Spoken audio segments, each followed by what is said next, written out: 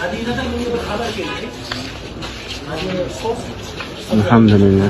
Madinadan bir xabar keldi. 82 yoshda Qo'qonlik bobomning rasmi ham turibdi menda. Ko'rsalar. Ustoz 2012-yilda vafot qilyaptilar.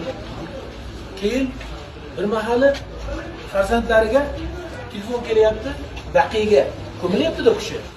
Sahobalarning juvoniga yaqinga ko'milyaptilar. Telefon kelyapti, ustoz. Telefonda kelingizlar deyapti. O'zi janozalari mashhur dedi, ko'payib ketgan ekan. Butun dunyoda janozalarga xalq kelgan ekan.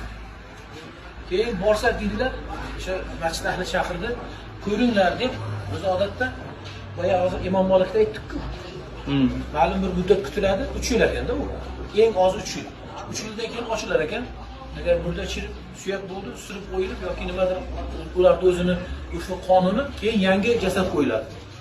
Va 82 yoshli otaxonni ochsalar 10 daqiqa avval ko'milganda turibdilar 3 yildan keyin. Sizlar shuni ko'rib qo'yinglar, bu odam kimligini deyapti-da. Bu xursand bo'lib duo qilib ketishyapti, otamiz solih deb. Yana oradan ustoz 3 yil o'tyapti.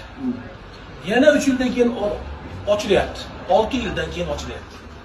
Kelyapti-da, xalq endi deyapti, jamoatim bilan kelinglar, chunki qo'l qo'yasizlar deyapti. Nimaga deyilsa, 6 yildan beri chirimagan zotni endi qiyomatgacha ochilmasin deb qo'ylar ekan Imom Malik o'sha. O'shanga biz bor rozimiz deb qo'l qo'ydik deydi.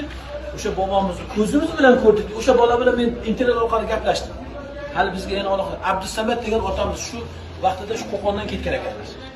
6 yildan beri vujud jasad 10 daqiqa avval ko'milgandek turibdi. Nega ekan demaysizmi? Hofizi Qur'on ekan. Alloh hammamizni hofizi Qur'on. Nafsimizdan hofizi Qur'onlarni bardavom aylasin. Boshlaringizga izzat, viqor tojlarni kiydiradigan ahlullohlarni aynan sizni naslingizdan kelishini Alloh amin. Alloh. Shoshing. Faqat o'rtani ochinglar.